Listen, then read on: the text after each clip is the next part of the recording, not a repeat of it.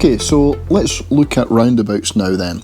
We've already had a quick chat about roundabouts in element D, so we're going to revisit this now and act as a recap for you now in element E, which we would do as well incidentally when you're out on the road.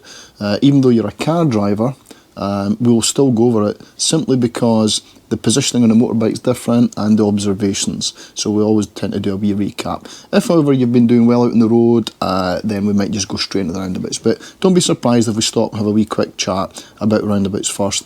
But for the novice provisional licence holders, we absolutely do. We stop before the roundabout and we'll get the visual aid out and we'll have a chat about it. So let's go over it. Well, the first thing to say is that a roundabout is just another junction. And this is more for explanation than now, more for the novices just now. We can think of it as a roundabout as a place where lots of roads all meet, join together, and they're all connected by this orbital circle here that connects all the roads together.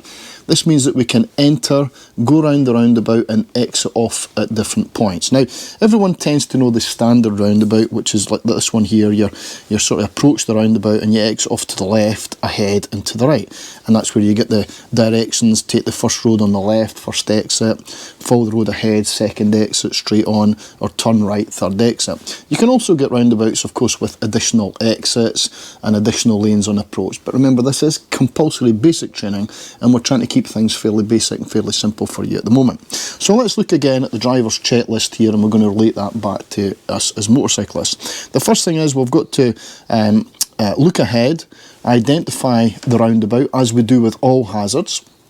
Same with junctions and crossroads. Lift, extend the vision and identify it. And it'll usually be identified by the road signs and the road markings. So for example, the triangular warning sign indicating that you've got a roundabout up ahead. You might even have a signs like this indicating the various exit points as well. And you may also look ahead and see the black and white chevrons on the roundabout itself and the arrow here indicating the direction. You may even see lane markings on approach towards the roundabout as well, but they don't always have them. And of course, in the case of the mini roundabout, it's a different type of sign you're going to see. You're going to see the blue sign here indicating a mini roundabout, and instead of a raised section, you're going to get what we call the white pancake in the centre, and often with the arrows pointing round outside. So, first thing to say then is, for the provisional licence holders especially, make sure you know your road signs and make sure you know what your road signs mean.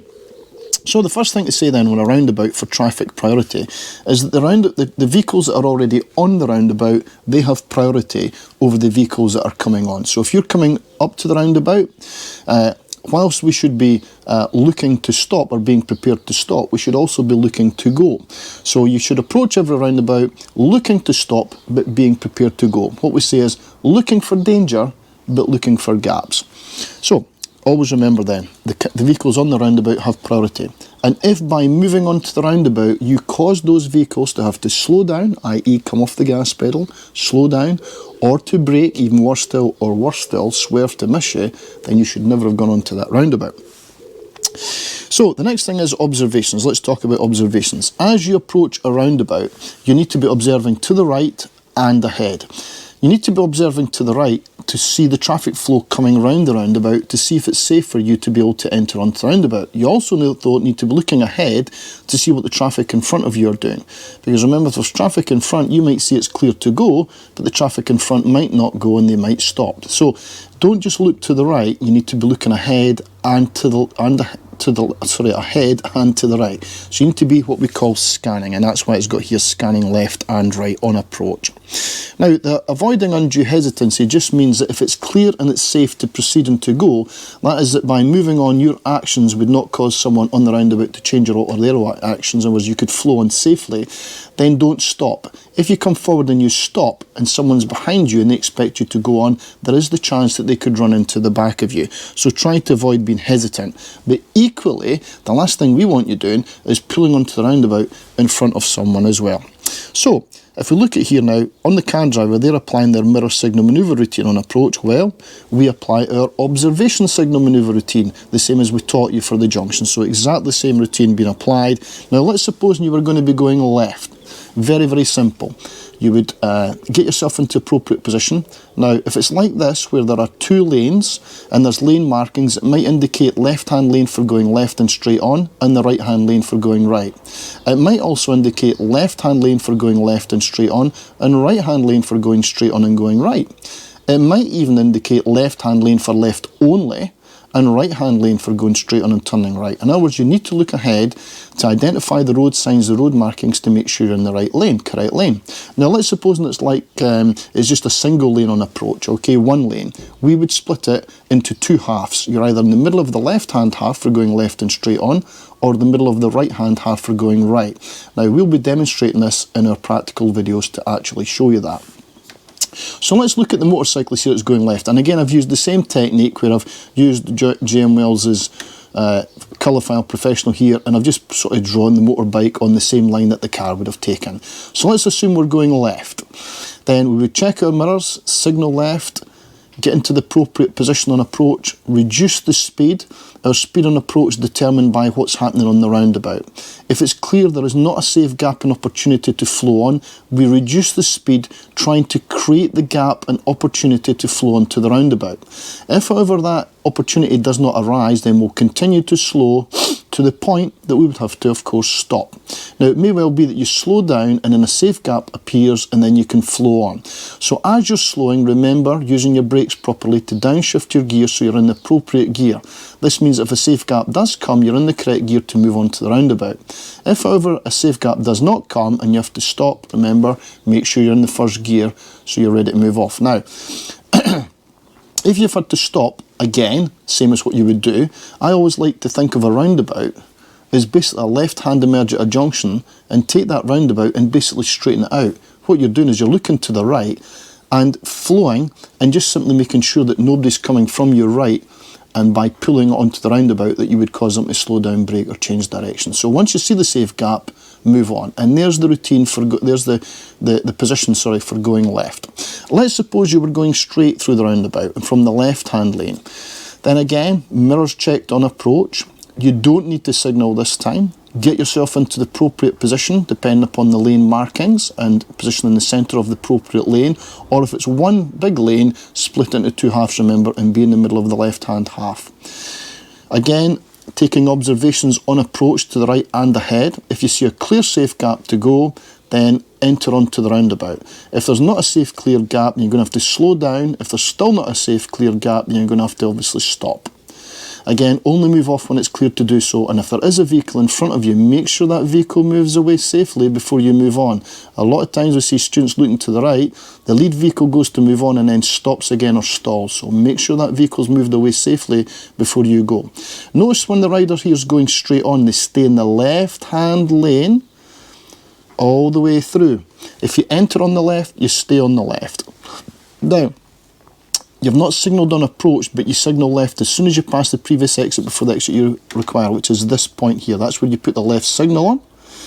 Now, if there's any drivers here and you're coming round, observe the drivers, get eye contact, make sure that driver's seeing you, make sure that driver's not going to pull out. Look for any movements with the driver, look for the wheels maybe starting to turn or the front of the car lifting, anything that shows, or the vehicle moving, anything that shows that that driver might be about to pull out in front of you, be prepared. Now, once you pass that, and only when you've passed them, do you do a right-hand shoulder check, just a quick right-hand shoulder check, just to make sure nobody's going straight through the roundabout and going to cut you off at this point here. And off you come. Now let's suppose you're turning, you were going straight on from the right-hand lane. Again, you'd approach on the right, you'd flow onto here, signal left at this point here, but this time now, because you're coming off to go across here, it would be the left-hand shoulder you're checking. Remember, you're always looking into where the space is, checking the left shoulder here, and then coming off the roundabout. Now, let's suppose that it wasn't safe to come off the roundabout. You would simply continue round and come back off. Beware, though, for vehicles that might not expect you to double back round. Now, let's suppose you're turning right at the roundabout. Again, you would check your mirrors on approach. You would signal right, get yourself into the appropriate lane, which is generally always going to be the right-hand lane or the right-hand half. Reduce the speed down, again taking early observations, early vision, potential for early decisions. Look and see if it's clear and it's safe, the same as before. If it is safe, flow on. If it's not, reduce the speed more, trying to create the gap to flow on. If that gap doesn't come, be prepared to stop and then give way. When it's clear and it's safe, move off. Remember what we said about checking in front.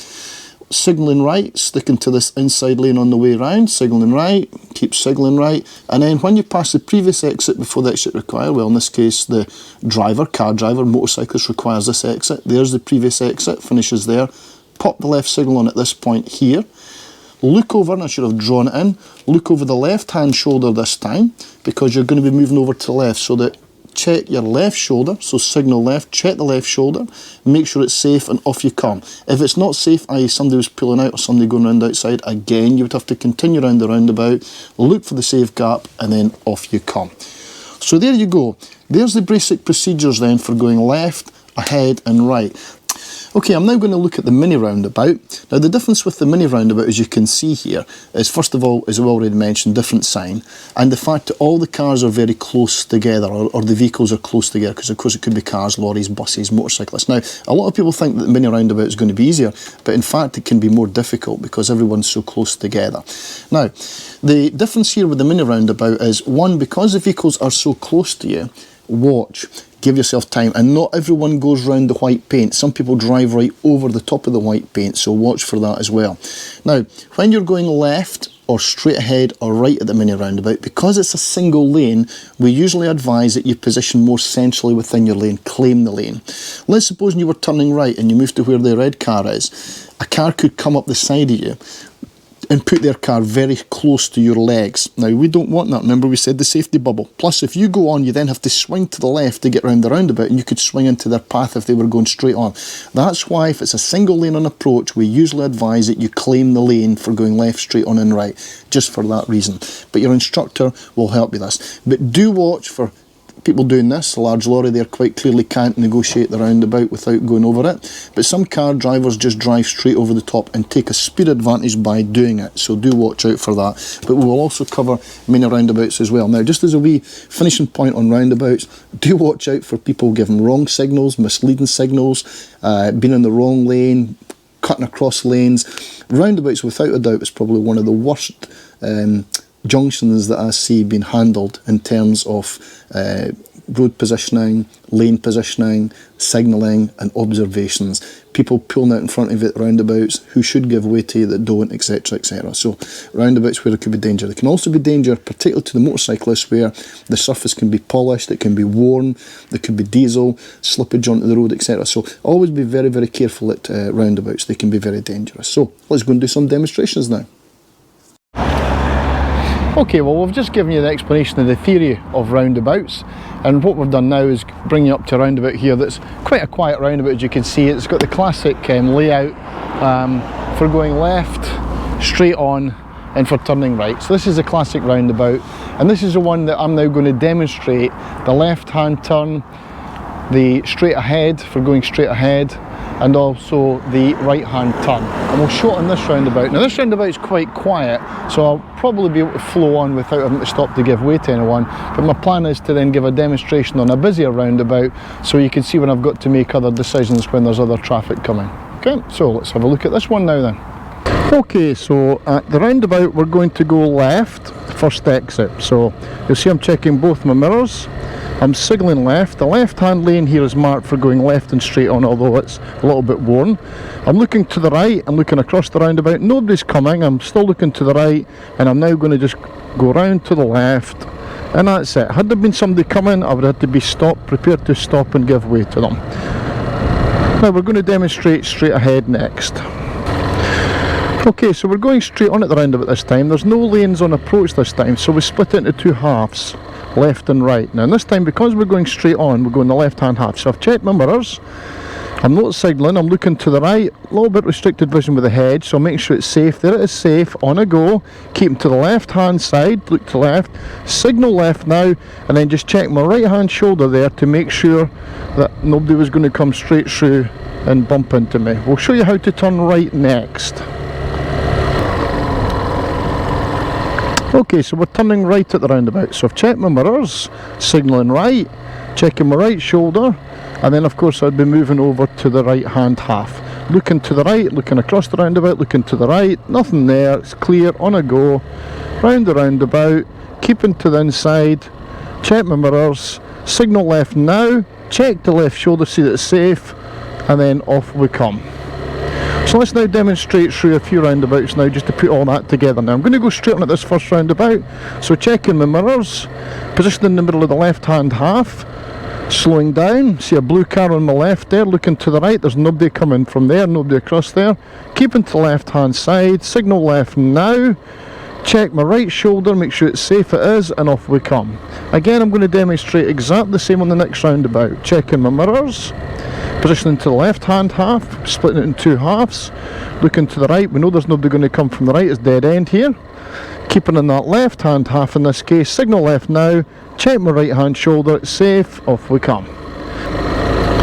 Now in the next roundabout I'm going to show you me going left and how we put it all together for left. Now pedestrian crossing here a bit green but nobody's there. Now we're going to be going left on this one, so notice I'm checking mirrors, signalling left, not a significant movement to left, but I'm committing to the middle of the left hand half, slowing down, looking to the right, looking across, seeing that it's clear to go on, nobody's coming, and on we go. Cancel signals, check they've cancelled, check the mirrors. Now we're going to be turning right at this roundabout, right third exit. Notice I'm in a 20 zone just now and it says 30 signs at the end here, so we're going on to the 30. So checking my mirrors, signalling right, moving over to the right hand half, looking to the right, looking across, I see it's safe, there is a white van but it's well away. There's a black vehicle on my left but it's going to have to give way to me. Round to here, check my mirrors, signal left now, check over my left shoulder, see it's safe to come off, and off we come. I'll show a right hand on the next roundabout as well. Again, a pedestrian crossing but it's at green and no one's there, so not much chance the lights changing. We're going to be turning right. Again, I check my mirrors, signal right, check my right shoulder, move over to the middle of the right hand half. Slowing down, looking across the roundabout, looking to the right to see that nobody's coming up, it's safe. On we go. Keeping to the inside, round we go, check my mirrors, signal left now, check over the left, and off we come. Now the point that I'm signalling left is as soon as I pass the previous exit before the exit I require. So there you go then, we'll pull into the left.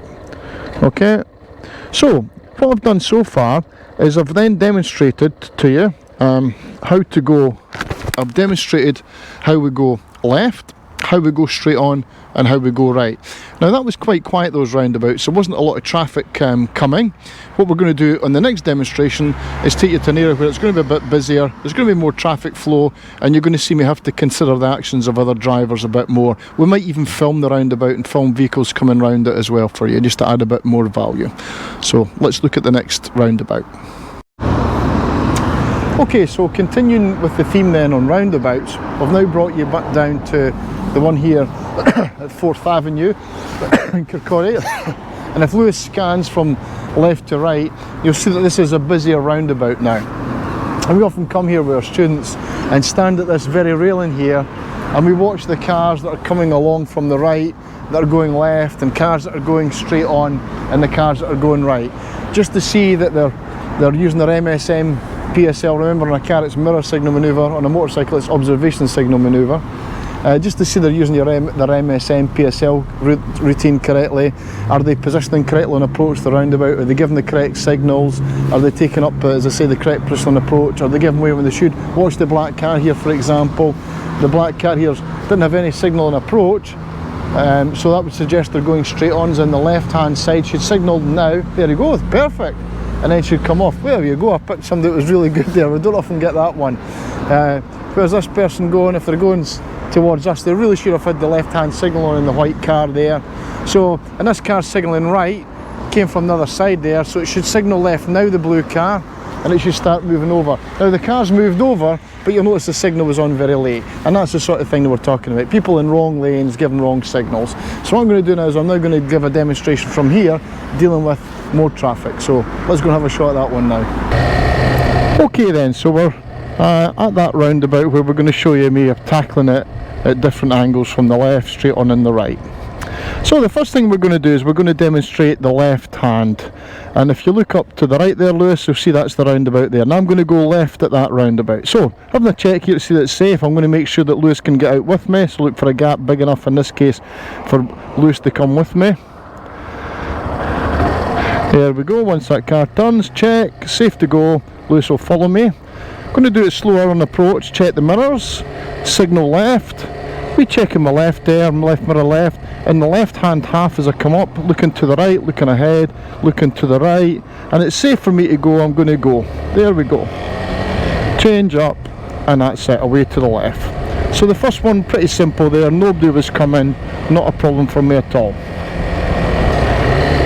Okay, so this time we're going to be going straight ahead, second exit at the roundabout in 12 o'clock position. So again, mirrors are checked, I split it into two halves. We check in my left mirror, not a significant movement to get into the middle of the left hand half. As I approach, I'm looking to the right, ahead, and to the right. Blue car coming, so slow down a little bit more, let that blue car go past, and then onto the roundabout. Stay on the left hand side, the red car's going to wait, but I'm keeping an eye on the driver, signal left now, checking the driver, then checking my right shoulder, seeing that it's safe, and then off I come.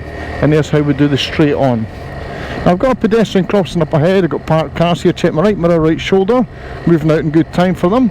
Pedestrian crossing there at green, but nobody's standing there, so not much chance of lights changing. I'm going to go left here, so I'm going to give them a signal for going left.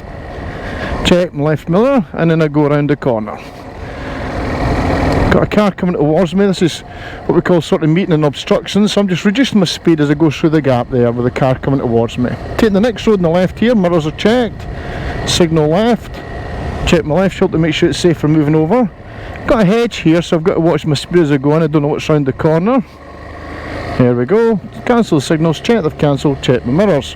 Now I'm going to go left at the end of the road here, and we're going to turn right at the next roundabout. So again, I'm checking my mirrors, waiting until I passed Aldi here, signalling left, so I don't give a confusing signal.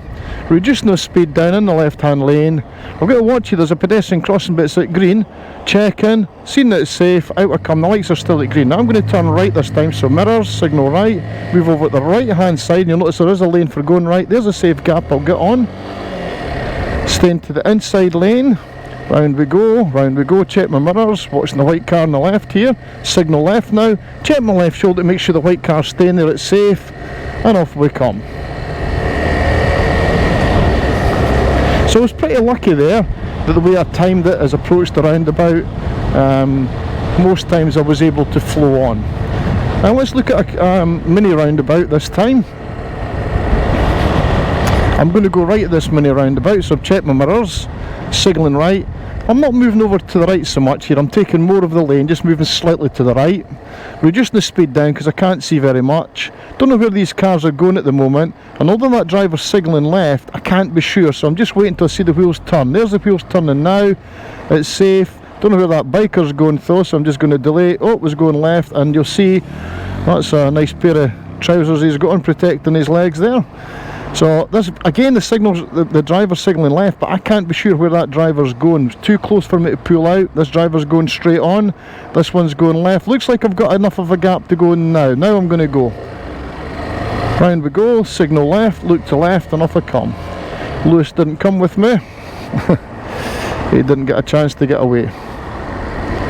Now I've got the lights changing to red here. This is a good one for the pedestrian crossing, reducing the speed. And I'm just coming up slowly, and I'm going to come to rest, waiting on the lights to change here. They're at red just now. The crossing is now clear. It's went red amber. There it's green, safe to go. Off we go. That's a Puffin crossing. Now the next roundabout, we're going to do a U-turn right round the roundabout. So I'm checking my mirrors, signalling right, check my right shoulder and moved over. Staying on the inside lane, all the way right round, and I'm going past the third exit, checking my mirrors now, signalling left, checking the left shoulder to make sure nobody's going around outside and it's safe, and off we come. Again, lifting, extending the vision. I can see the pedestrian crossing in the distance at green, nobody's there, and I can see the junction on the left with no one there. Building the speed up now. This time at this mini roundabout, I'm going to go straight on this time at this mini roundabout. Again, a position more or less slightly central because it is just a single lane on approach, so I take the lane, just slightly right to centre, see that it's safe to go on, and there we go, on we go, watching the white car here, signalling left, just to let them know that I'm coming off. You don't always have to signal coming off a mini roundabout, sometimes there's not time to do it. Now I'm going to show you one-way streets next. Just going to roll straight into the one-way street. Show the traffic lights at green here, hopefully Lewis can follow me through, yes. And I'm going to turn right here, so there's my mirrors checked, there's my signals. checking that it's safe to move over, and I'm moving into the lane there. Lifesaver look, in we go. Now notice the two 20 zones here, and notice the two arrows with the blue with the white, indicating it's a one-way street, 1 centre in the new road check sequence. So it's indicating this is a one-way street. Reasonably, I should only expect traffic to be flowing in the direction that I'm flowing in, but you've always got to watch for somebody maybe turning the wrong way. Now I'm going to turn right at the end of the street. Watch what I do at the end of a one-way street when you're turning right. I check my mirrors, signalling right, checking that it is safe to move over, and then moving over. Notice this time though, you move over to the right hand half, right over to the right hand half and to the right hand side. I can't see here, this is actually a one-way street to my right, but just in case somebody's coming along, just make sure it's safe before I pull out. Now notice the arrows, it's a one-way street we're on again. So again, I'm going to turn right at the end of this street. So there's the mirrors checked, there's the signals. Now notice this time where I've got to go, look, the two giveaway arrows indicating right mirror, right shoulder check, and moving over. Slowing down. Can't quite see here, moving out a little bit further. Now I can see, out we come. So there you go. And if we just pause here a moment, and I get Lewis to turn his helmet. If I can get Lewis to turn his helmet, you'll notice it's a no entry sign. So if Lewis, if you turn your helmet right round, see it was a no entry sign. So you'll see the no entry sign then going into a one-way street, and of course what we had there, the rectangle, blue with a white arrow pointing up. Okay, so we're going to look at traffic lights here, and Lewis, if you look at this light here, can you see that, Lewis, the red light? So this is a standard set of traffic lights at red here. Now you're going to see it going from red to red and amber, which still means stop, means get ready to go. And then you're going to see it going to green. There it goes, red and amber. Whoa! I was a wee bit keen there, did you see that? Oh, we're away there before it went green. Should have waited till it was green, then went off. Now that green means green in all directions. It means that the driver could go ahead, could have gone straight ahead at what we call an offset crossroad here, or could have gone right as the driver did, or could have went left. I also want you to pay attention here to the speed limit here, because I'm going to talk about speed limits as well here. You'll notice that this road here, the sign says 240s at the end of a road. When you're looking for speed limit sign changes, look for signs at the end of the road or at the start of a road. Now in this case, the 240s are at the end. That means that when we turn left or we go right, we're going on to a 40. If you look right across the other side though, Lewis, you'll notice there's 230 signs. That means if you go straight ahead here, you actually go into a 30. So quite interesting. So it says 40, so it's 40 to left, 40 to right, but if you go straight ahead, then you go back into a 30. Okay? Now, interesting, Lewis, if you come up this way, we'll kind of combine traffic lights with the speed limit since it's quite convenient. If we actually come here now and turn the helmet back that way, your camera, sorry, back that way, notice now we've got 20 zone here. So you're going to be taking in a variety of different speed limits as well. 20 zones, 30 zones, 40 zones, we even have a 50, and if we take you out the country road as well, up to as much as 60. It'll all depend upon your ability and what we feel that we can get away with safely with you. If you're coming in as a CBT renewal, then we're always going to try and encourage you to develop your skills further. If you're coming in a complete novice and you find the day quite difficult and you're a novice on the road as well, not got any roadcraft experience, then obviously we're going to be determined how much we can teach you, and the level we can expect you to get to is going to be determined a lot by your starting point. So we'll always try and teach you as much as we possibly can. But if you're heading that way, you'll see it's a 20 zone. Coming back the other way, it was telling us 40 if you went left and right, and then 30 if you're going across there. So always look for speed sign changes at the end of a road or at the start of a road. You'll also sometimes get them as you're driving along a road. You'll be able to see speed limit sign changes as well midway along a road. Now it's always easier to see them if you lift and extend the vision. You'll see them in the distance. So try and look into junctions before you turn into junctions, and try and look and lift your vision to the end of a junction, to the end of a road as well. I find a lot of people as they're turning into junctions are sort of got their head down, looking where they're going as they're going in, looking at the curb, looking at the white line, and they'll drive underneath the signs that are above their head and they don't see them. So here's a little bit then about the speed limits. Now remember what we said in element D in the classroom, that the speed limit's not a target that must be achieved at all costs. That's the maximum speed limit, and you drive within that speed limit. If there's literally no hazards present and it's safe to do so, then by all means, and you're capable of doing it safely, then we're looking to progress up towards the speed limit limit for that area. A lot will depend, of course. If you're on a scooter, it's restricted to 28 miles per hour, so you'll probably be okay in the 20 and the 30, but anything beyond that, the little scooter tends to struggle. So you'll drive at an appropriate speed to suit the conditions. Now, whilst we're here, Lewis, that's a little bit about speed limit signs I wanted to talk about. I also want to talk here, Lewis, about other signs. Now, if we look here, we can see, for example, Lewis, we've got a no entry sign here. These no entry signs, because quite clearly that's a dual carriageway here, a carriageway with 40 mile per hour speed limit on, as we know, and we can't go on the right hand side, hence the no entries. And if you look on that side as well, Lewis, we've got the no entries on that side as well. Now, I think it's a good idea whilst we're here to actually look at the, this is a junction that causes a lot of problem with the traffic light layout, and I'm going to cut the video at this point here, nip across and actually show you what I mean. Now, I'm glad this happens to be at red here, because this causes a lot of problems, especially with our students in tests, believe it or not, because you've actually got two sets of traffic lights here effectively. We've got a set on the left and a set on the right. Now, this set on the left is about to go from red to red amber and then to green with a left arrow pointing to the left and an arrow up. Watch. Bingo. Now that means we can only go left. Lewis, look to the left, and they can go straight on. Now, you'll be amazed how many people, if Lewis turns round now, Lewis turn round, you'll be amazed how many people in this right hand lane, come back again, Lewis, you'll be amazed how many people, when they see the vehicles to their left moving off to go left and to go straight on, think that they also can go, and they start moving off to go through, and in the test the examiner shouts stop, because that's it, they've just failed their test. So this is one of the routes that we come as well for the CBT, because we want them to be aware. And you'll see this went from red amber, red to red and amber, and then the green. Notice here the green arrow though is indicating that traffic can only flow in one direction, that is to the right. Okay, now if it was a single green on its own, it would mean you can go in any direction that's available. So if it was ahead only, then it would be ahead. If it was left, ahead and right, it means you can go in all three directions. So be aware the filter lights. We see a lot of students getting that one wrong. Okay, also notice here the sign for no U-turn as well, no U-turn. So you can't go forward here, do a U-turn and head back the other way. You'd have to turn right, find a side street or something to turn in, and then come back down again. So we just wanted to talk a little bit there about the sequence of the traffic lights then, how they went from red to red and amber, which meant get ready to go but still stop, and then the green, which meant go if your exit's clear. As it's going just now, red and amber, there it goes, it's away to green. It's going to sit at green for a little while. Now as you're approaching this, if it's been at green for a while, what we call stale green, then you can expect them to change back again. If they've just gone to green, then it's quite clear they're going to be at green for a little while to enable you to get through.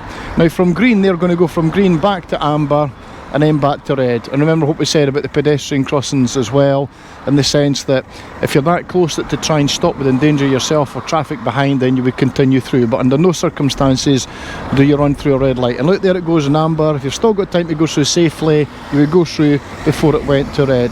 And there's the next sequence there, then off for the right. So there you go, there's a little sequence to help you with traffic lights and pedestrian crossings. And we've also built in there a bit about signs associated with the junctions for your speed limit sign changes.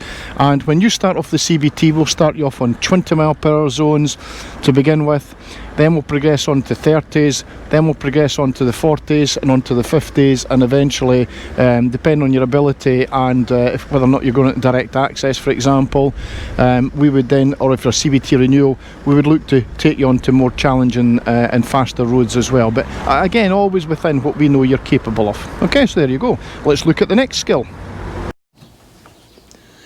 Okay, so the next skill we're going to look at now then is going to be gathering information, awareness, anticipation, observation skills, and how we build that on with gathering information about the different types of hazards, and also planning for road signs and road markings, how to plan it.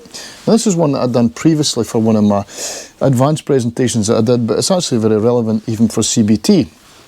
And we're going to talk about how you scan and how you gather information when you're riding a motorcycle, 125 or a moped. And it's what we really call gathering the information that's out in front of you, out to the sides of you and behind you. Now if you remember, we'd already looked at hazards, and we said there was three main types of hazards that we're going to encounter. The fixed physical features, Remember, that was things like junctions, crossroads, roundabouts, traffic lights, pedestrian crossings, bends. These are usually identified by the road signs, the road markings, or the actions of other drivers. The next group of hazards was the moving, developing hazards. We said that was things like lorry drivers, car drivers, bus drivers, motorcyclists, cyclists, pedestrians, anything that basically moves. You don't know what it's going to do next. And the final group of hazards was your environmental conditions, which is really your weather conditions and your road surface conditions. So your job then as a motorcyclist is to try and identify these hazards, try to prioritise them, how much danger is being presented, and try to make sure that by using the OSM routine correctly, that you always get yourself in the best possible position and the right speed once after you've already checked your mirrors. So you've already checked your mirrors, you've looked ahead, assessed the hazard, checked your mirrors, aware of the position, speed of following traffic. You've already decided if you need to give a signal, and you've given the correct and appropriate signal, correctly timed, and then you're thinking about being in the correct position to minimise risk to yourself. And if you're turning left or right at a junction, for example, being in the correct position for the junction, and then adjusting your speed appropriately, and then continuing to look, assess and decide what action. And that's really what this bit is here then below that. That once you've seen these hazards and you're dealing with them by applying the OSM PSL routine, you identify the hazards, what we call hazard perception. You assess the level of danger. Of course, the greater the level of danger, and if it's increasing, the more you're going to have to reduce your speed, and the more that you need to position away from the danger. You might even have to hold back from the danger completely, even stop. You're going to decide and prioritise your hazards as you come to them. The hazards that you come to first are obviously the ones closest to you, the ones that present you with the most danger. You're going to develop an action, a plan, when you're out there riding your e-bike, and that's really all based on appropriate position and appropriate speed. And your action plan is really your OSM PSL routine. That is your action plan. And this is going to develop what we call good awareness and anticipation. Now, if we have a look over the page here, and we look at this, I'm going to show you how you use your eyes to gather information when you're out on the road. Here's you on your motorbike. Now, I have shown it closer towards the centre line because this was one that I was using for post-test riding for advanced, where we do sit further to the right. But remember, you'd be sitting more centralised within your lane. And here's a rider that's just looking in front of them and no more, not nearly far enough. Here's someone else looking much further and wider. And here's somebody looking even further and even wider. And here's somebody looking as far as the eye can see and as wide as the eye can see. Now, we talk about your vision being split up in terms of what's happening in the foreground, which is, generally speaking, anything up to about the first 4 or 5 seconds in front of you. That's more or less the foreground. Beyond that, you have then the midground, and then this is as far as the eye can see. Now, when you're out there riding on the road, you want to try and look as far as eye can see and as wide as you can, scanning and moving your eyes all the time, and trying to gather everything in the distance, the middle, and the foreground, and moving your eyes and scanning and gathering that information, and also checking your mirrors regularly so you're fully aware of what's happening behind you, and when necessary, of course, your peripheral vision, being aware of what's happening out to the sides. This is especially true when you're going to have to move out for parked cars, moving back in, lane changing, coming off a roundabouts, anything like that. So your observation then is absolutely key. This is going to help you to be able to identify road signs and road markings. So it's absolutely crucial that you have a look at your highway code first before you come along, especially for the provisional licence holders, and make sure that you're fully familiar with all the road signs and all the road markings, so that whenever you see that information, you know what to do when you see those signs and those road markings. For example, do you know what all the triangular warning signs mean? Do you know what your compulsory traffic signs mean?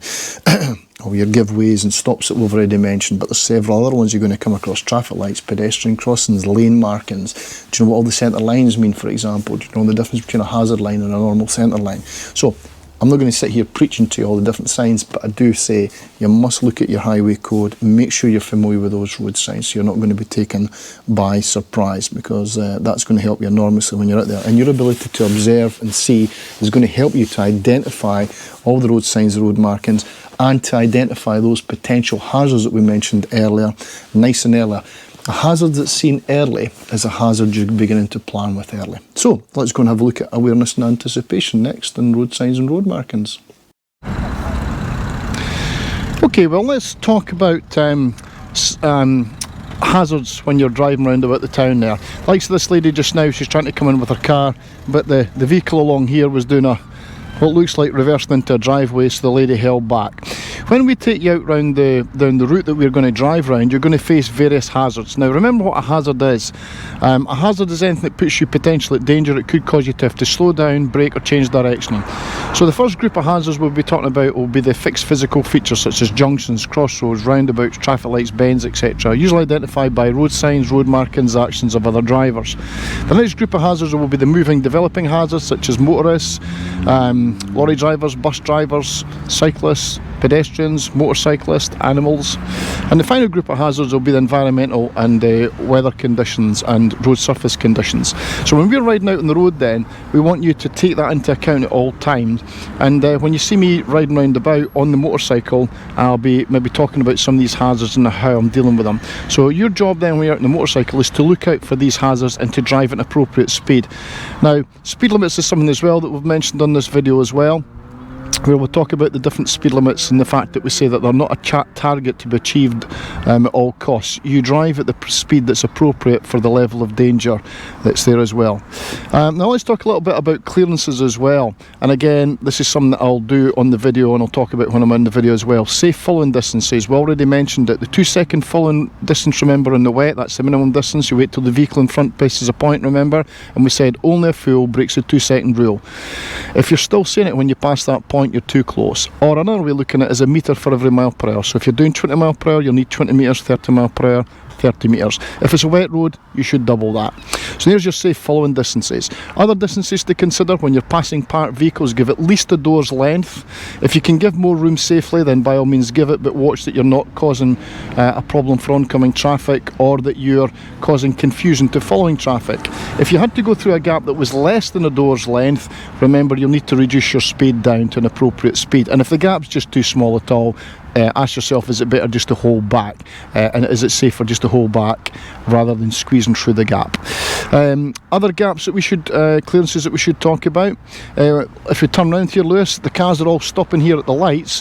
When you stop behind a vehicle like this, you should have at least half a car length between you and the vehicle in front. Now, car drivers might remember the old tyres on tarmac. You should be able to see the car in front, its tyres sitting on the tarmac.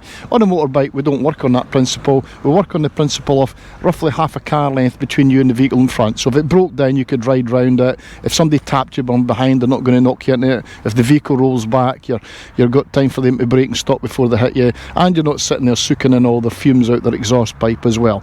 So remember, there's another one then, that when you come up behind stationary vehicles, leaving an adequate distance of roughly about 2 metres between you and the vehicle in front. Other ones, if you're passing cyclists, don't just scrape past the side of them. Ideally, we should give the same amount of room that you would give if you were passing a small car, which basically means moving into the opposing carriageway. So basically moving right out to as far as almost the white line or the centre line. This is obviously something to take into account that it's safe for any vehicles coming towards you. So don't go scraping past the side of the cyclist. Remember, they could wobble, veer off course, or even fall off their bike. So here we've talked about the 2-second rule, we've talked about the 4-second rule, we've talked about a safe distance behind stationary vehicle, we've talked about safe distances passing parked vehicle, we've talked about safe distance from cyclists, and another one to consider is if you're passing, say somebody was standing on the edge of the pavement there, give them a bit more space as you're turning in, more than the metre. This is especially true for elderly people who might not have heard you, might step out in front of you, might not see you, and the young, of course, that might not have the same road sense.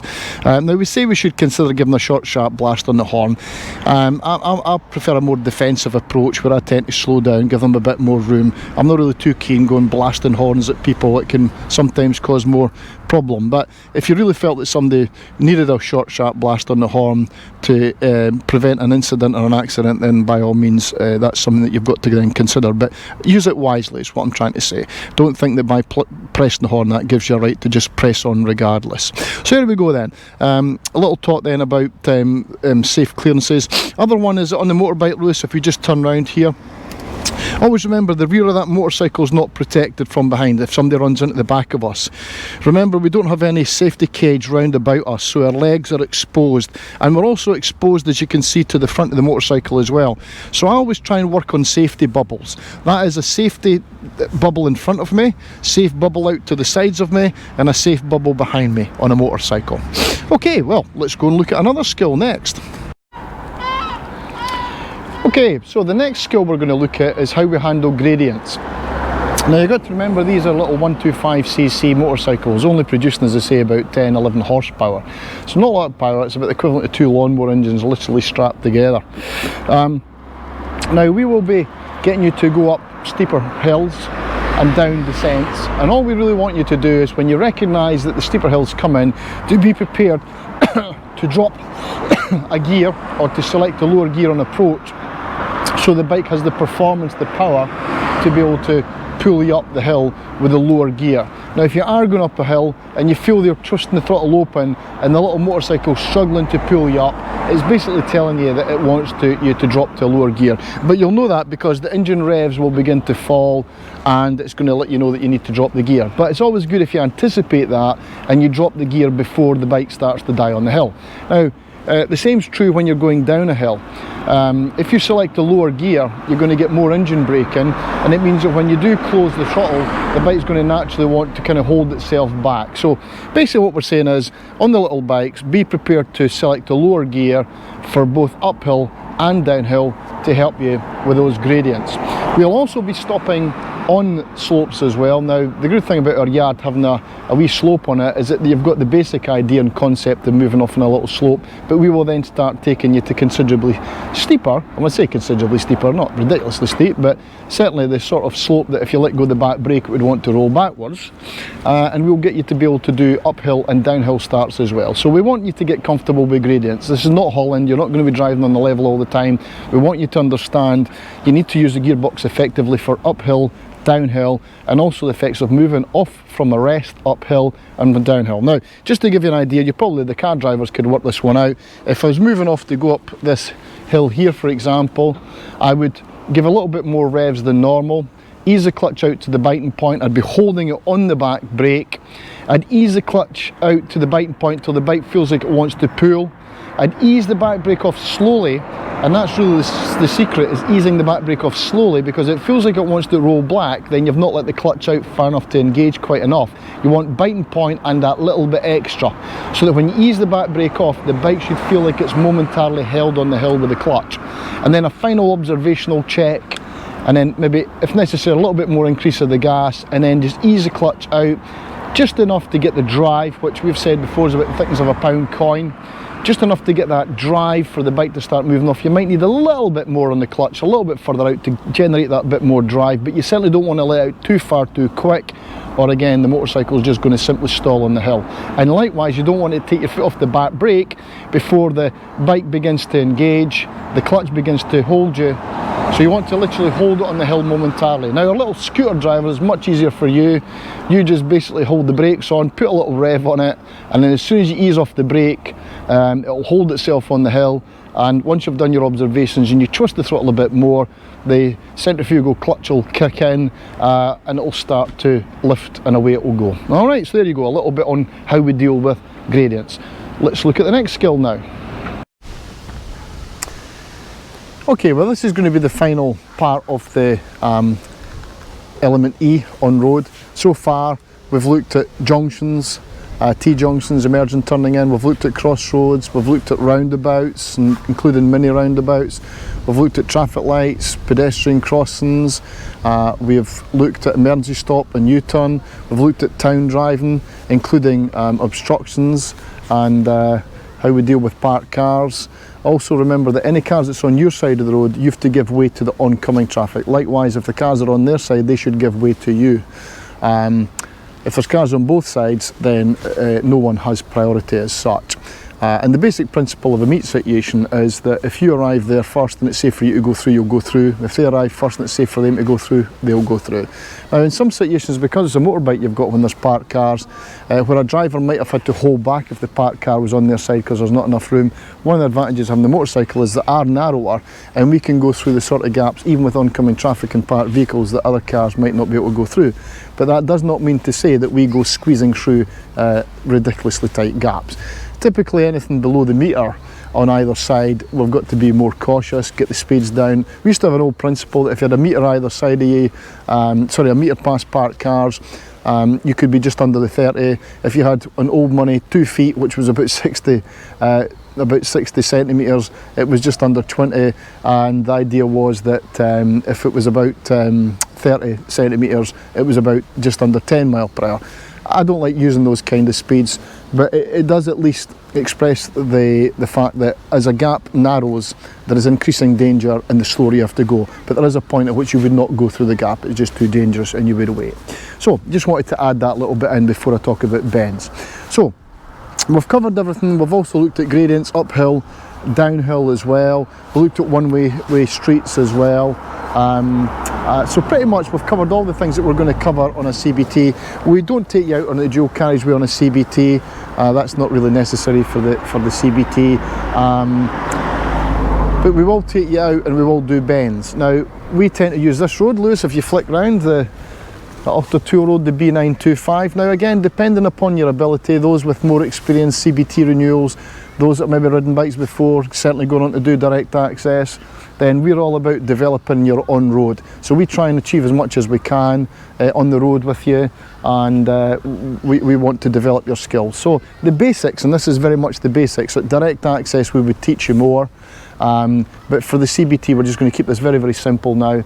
The idea is to lift and extend the vision, look well ahead, and try to kind of figure out what the road's going to do from the man-made and natural kind of features. So you're looking at trees, bushes, hedges, walls, etc, etc, trying to get an idea of what the road's going to do. Is it uphill, is it downhill, what's the topography of the land, the shape of the land kind of telling you. Next thing, look for the road signs, the road markings, look for bend signs, left hand bend, right hand bend, double bend signs, signs warning you that the bend up ahead, the letters SLOW across the road, black and white chevrons on the road. So look for any signage that's going to help you approaching bends. Assess the actual surface itself. Is it good? Is the grip levels good?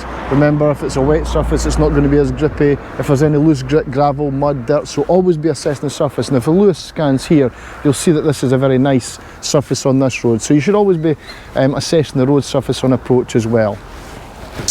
And other things that we should assess, and that basically is that as you get closer to a bend, if your vision's reducing, your speed should be reducing. And as long as your vision's been maintained and you can see safely, you can maintain your speed.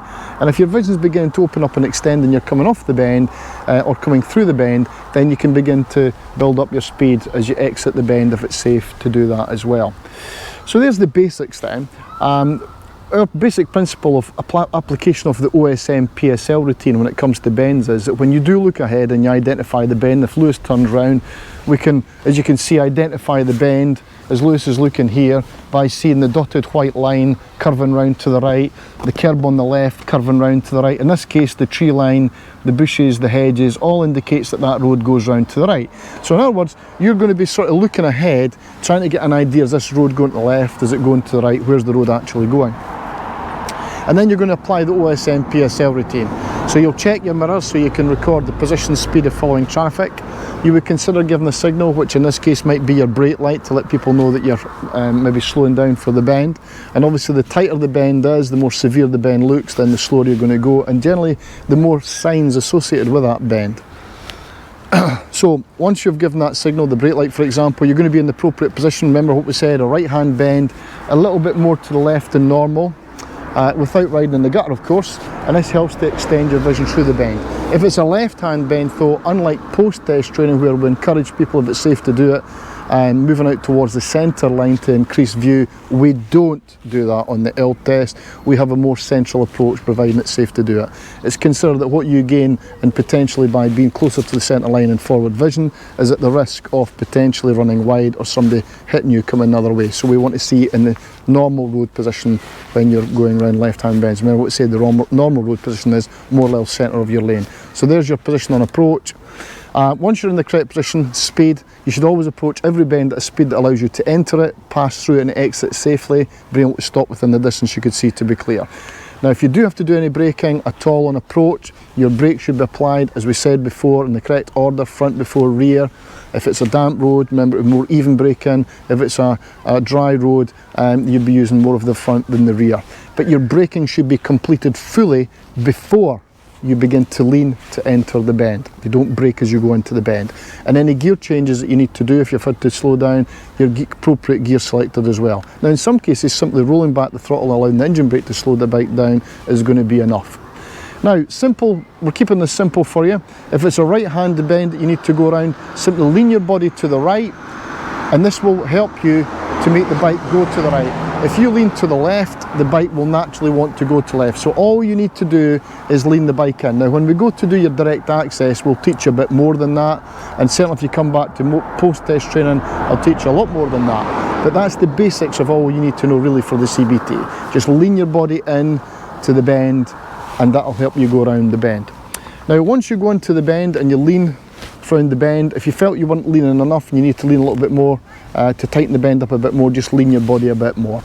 Try and keep a steady throttle through the bend, in other words just riding it through the bend. And then once you come out the bend, straighten the bike up and then begin to accelerate. So there's very much the basics of how we do bends. I'm now going to give a quick demonstration by riding out the Off the Tour road now.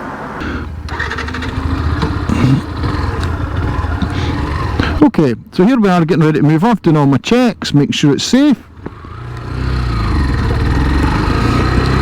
So I'm in a 30 mile per hour built up area just now, and I'm staying towards the left hand side here to improve my view through this first right hand bend. I can now see through the bend, and then I just make my way back towards my normal road position, and I'm making sure that my speed is kept just about 30 miles per hour. Now I can see the next bit of the road with the house there goes to the right, so again I'm positioned to the left slightly, but I'm also aware of a junction on my left hand side, so I've got to keep my eyes open for anyone that might appear here, but at the moment it's safe, and that's allowing me to see through the bend.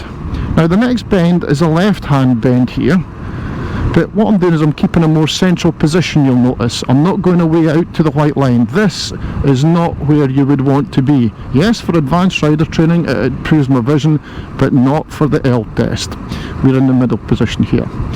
Now if I look up ahead here, we've got two signs now saying 50 mile per hour, well one's barely seen, 50 mile per hour zone, and you'll notice that sign saying there's no walkway, pedestrian walkway.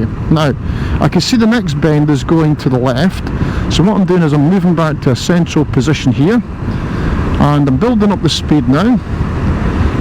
As it goes through the bend here, my vision's opening up on the exit, and I can begin to open my throttle up and increase my speed. Now I've got a blind crest coming up here, so I'm beginning to check my mirrors and just ease back my throttle slightly just in case somebody's pulling out, because there's a junction on my left here, entrance exit point to a house. Now twisting the throttle back again, building up the speed to help me. And what I'm going to do here is I'm going to drop a gear to help me up this hill. I was in 5th gear, I've dropped it down to 4th, and that's helped the little bike pull up the hill better. Now it's a right hand bend here, so you notice I'm moving over to the left hand side. I'm looking through the bend, I can now see my exit, and I'm coming back to the centre again. And I'm keeping opening the throttle here so I can help the little bike up the hill. And I'm doing about 45, 47 mile per hour just now. There's a little entrance on my left, so just watch for anyone appearing here. Now again we can see the road goes to the left, so I'm now moving back to the centre. It says to me reduce speed now, left hand bend, so just closing the throttle back slightly, reducing my speed down, don't need to brake here. Maintain the speed, lean into the bend, open the throttle on the exit, move over to the left hand side, because it's a right hand bend, and I'm going to stay in the left hand side, the near side. The sign tells me it's a right hand bend, so I'm staying over towards the left. Now the next sign tells me that I've got a blind summit, so I'm moving slightly to left just in case somebody's overtaken on my side of the road. It's safe now moving back to a more central position again. And we'll notice there's a 50 mile per hour speed limit, so I'm going to open the throttle up and go up to the maximum 50 mile per hour here. Now this looks a fairly level bit of the road, but if you look to the left you'll see we're quite high up here. And when I extend my vision to the very end here, I can see already there's a gradient change, it's beginning to go downhill. So in anticipation of that right hand bend, I'm already moving over towards the left. I'm already beginning to close my throttle. I've checked my mirrors already. I've closed my throttle, slowing down, showing a little bit of brake light for the bike at the back of me. And I've slowed down, correct position, correct speed, in we go. Now coming back to the centre, the road's a little bit broken up here, so I've got to watch the road surface. Where there's a change in colour, there could be a change in grip. I always study the road surface and I look for any changes in the colour of the road surface. Now I keep extending my vision and I can pick up my speed. I've got a junction on the left, I can see that no one's there, so I'm going to keep my speed going. I've got another blind crest coming up, so I'm just reducing my speed a little bit as I go over the blind crest and moving slightly to the left just in case somebody's overtaken. I see it's safe now, back now towards my normal position. Now this sign here tells me the road goes right and then it goes left. So notice what I'm doing here. I'm checking the mirrors, moving over to the left hand side. As I go down the hill here, I'm showing a little bit of brake light for the following traffic. Reduce it, I'll take the brake off, maintain my speed through, lean into the bend, back to the middle, lean to the left now. I've got the road going to the right, and all I'm going to do now is just lean my body to the right, and then open my throttle up a bit. Now this sign's come loose on the post and it's actually fell down.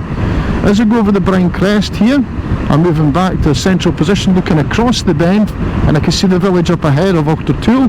Lean my body, keep the throttle steady, opening the throttle up now and beginning to accelerate. Now already I can see the countdown boards for coming into the village, and the signs are telling me it's 300 metres to the 20 mile per hour zone. I'm going to maintain the speed just now, and as I get closer I'm going to start to roll back on the throttle, but I'm checking my mirrors first, reducing my speed down, and I'm going to bring it in on the 20 mile per hour, and there we go, dropping the gear,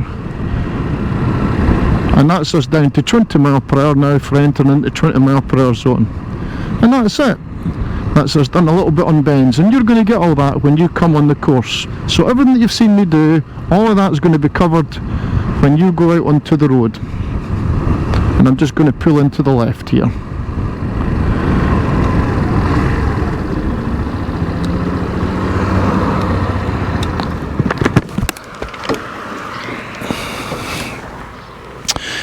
Well, I hope you've enjoyed that video. We included as much as we could there to give you a flavour of what the on-road is going to be like, and it's a sort of a route that we go around, and as I say, it starts with intermediate to begin with, and then we, nursery kind of area to begin with, and then we move on to intermediate, and then it becomes a little bit more challenging as we go on, but it's always set at a level that suits your ability. Basically, at the end of the CBT, the instructor needs to have got to a position where at the beginning was maybe giving you a higher level of instruction, a lot of support, a lot of guidance, maybe stopping at the roadside quite a bit, showing you the diagrams, talking you through the theory, giving you guidance and assistance. Remember, it's not like a test where if you make a mistake, that's it, you failed your CBT. It doesn't work that way. The way it works is we work with you to help you to improve so that we can see you've achieved the standard at the end of the CBT run where we know that you could ride independently. And that is ultimately what we're trying to achieve. This is not a bike test. Let's be quite clear on this. We're not trying to achieve the same standard that would be expected on the Mod 2 motorcycle test. This is a compulsory basic training course. It's competency based, and we're trying to achieve a basic level of competence on the road where we know if you were our son or our daughter or our brother or our sister or whatever relation you were, that we would feel comfortable signing that certificate that we know that you're not an accident waiting to happen. You've demonstrated to us that you can ride to a safe standard where you're not endangering your own safety or the safety of others. Now remember that throughout the instructor will be giving you support and guidance. If there is any areas of weakness, the instructor will be bringing this to your attention, will be working with you, and would be making it clear to you as you're going around why they can't give you the certificate for whatever area of weakness you've got, and it's up to you then if you can try and work on that and improve it. Now if you can't and you don't get to a satisfactory standard, don't worry about it. It just means that we will bring you back in again. If you happen to be on our guaranteed CBT, you get brought back at no extra cost. So most people that go on the guaranteed CBT are people that have never ridden before, or it's a number of years ago since they're ridden, or they're novice riders or provisional license holders. Those that tend to go on the CBT where they expect to get on the first visit tend to be either CBT renewals or full car license holders that have ridden motorcycles before.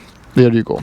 So I'll give you an idea of the courses that we run. I hope you've really enjoyed the video series that we've made for CBT.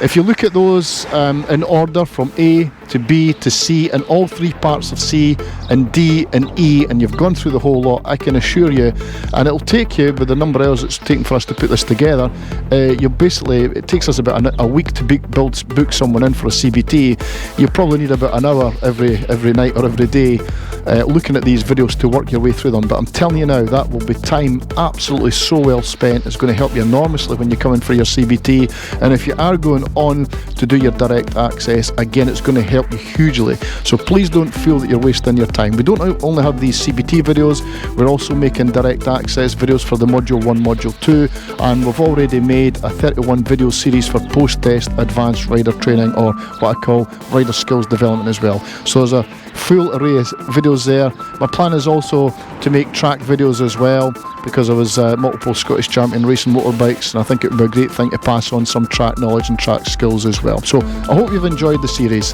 Thank you very much.